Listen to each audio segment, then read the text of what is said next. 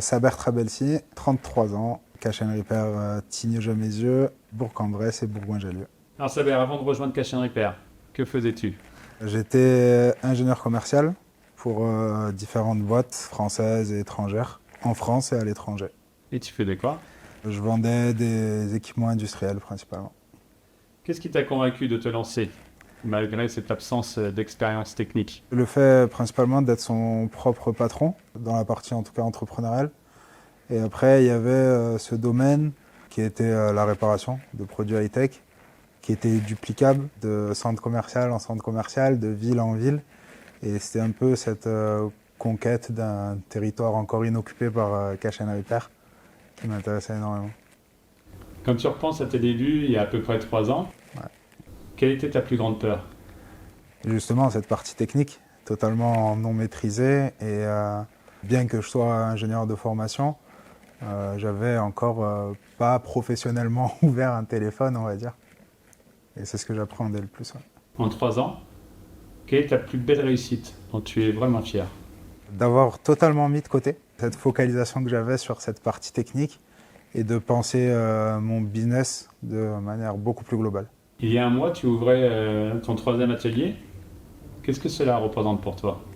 Le deuxième et le troisième ne sont pas si distants en termes de temps, mais ces ouvertures, en tout cas multiples, pour moi, ce que ça représente, c'est le fait de pouvoir piloter plusieurs points géographiquement distincts. Pour moi, ça commence à être une belle réussite et une belle structure multisite, quoi. Comment expliques-tu cette réussite en si peu de temps?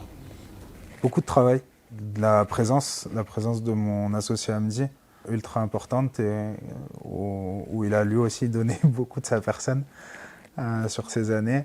Beaucoup de travail, de sérieux, de fidélité entre les membres de mon équipe, du cœur de mon équipe, de ces mêmes membres, moi compris envers la franchise et envers ce qu'elle représente pour nous.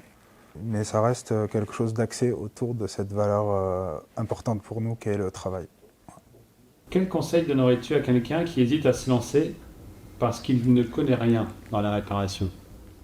De gagner du temps et de faire comme moi seulement 3 ans après, de faire abstraction de cette partie technique, de visualiser ça comme vraiment quelque chose de très global, de très business, avec tout ce qu'il y a dedans, cette partie un peu technique qu'il faudra piloter, avec des personnes qu'on recrutera et qui seront formées, mais aussi et surtout le reste des volets. Il y a de la gestion, de la compta, du marketing, et c'est pouvoir piloter tous ces aspects-là qui rend la chose intéressante, et donc ne pas se focaliser sur cette partie technique, gagner du temps et être dès le début très global.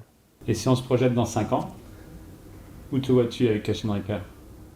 J'aimerais plus d'ateliers Cash and Repair.